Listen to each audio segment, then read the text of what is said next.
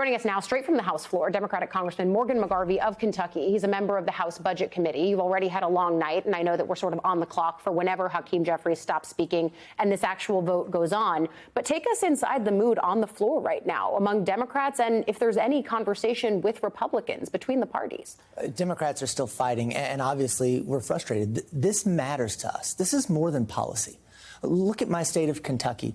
These aren't just numbers, right? 35 rural hospitals are going to close in my state if these cuts go through. That means people who live in rural America right now. I got a text message from a woman named Donna. She says, we drive 30 minutes right now to get to the hospital. If the closest hospital closes, when it closes, and when someone gets sick, when someone has a heart attack, when someone has a stroke, and minutes matter, they're driving an additional 30, 40, 50 minutes to get to a hospital. This is the difference between life and death. This is why Democrats are fighting. This is why Jeffries is on the floor right now fighting, because this matters. It really is going to have an impact on people's lives. And this vote, although we expect it to pass, is going to be close because the margins in the House are as close as they are. But we've actually spent a lot of time focusing on Kentucky Republicans because Rand Paul, Thomas Massie on the House side have been some of the more outspoken members against their party, against the president on this bill. Why Kentucky? Bring us inside the dynamics of your state and why this bill could be so detrimental that these two Republicans would buck their party in an era where we don't really see that very much. Well, this bill is a complete slap in the face to Kentuckians. Yes, 35 rural hospitals are going to close, more than any other state. 133,000 rural Kentuckians will be kicked off their health insurance, more than any other state. Kentucky will lose $10 billion in rural Medicaid reimbursements, more than any other state. I served in the Kentucky State Senate for 10 years before coming to Congress. I can tell you, we get more money every year as a state in federal Medicaid dollars than the entirety of the Kentucky state budget.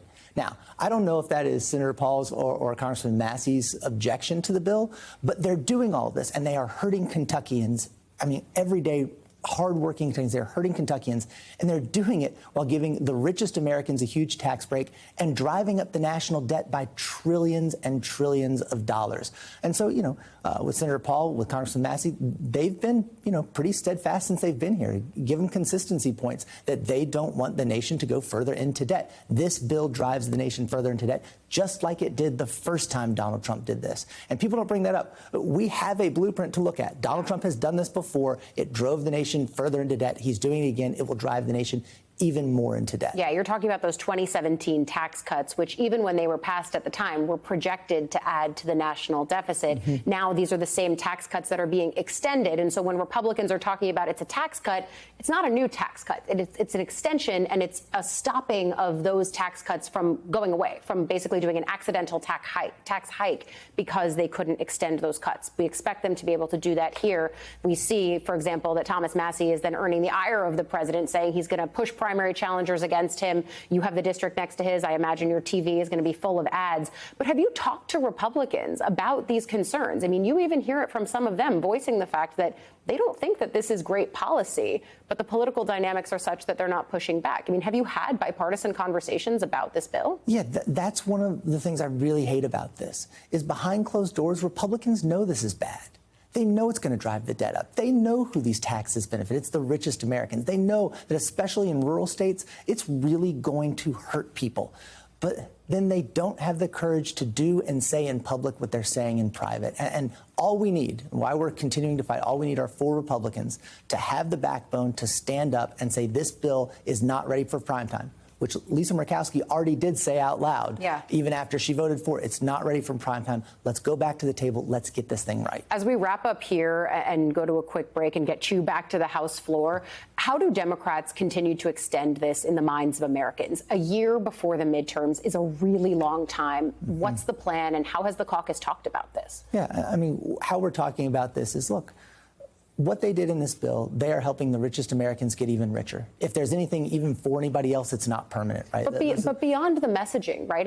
What is the forum to keep this front of mind?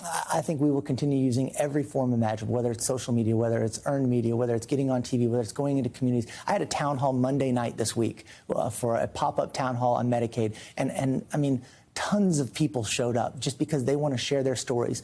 This is not about numbers on a sheet. This is not about some policy that's foreign in Washington. I can tell you, when you come to Kentucky, when you see the rural hospitals that will close, the people who will lose their health insurance, the people for whom this is life or death, this matters, and we're going to continue to tell those stories.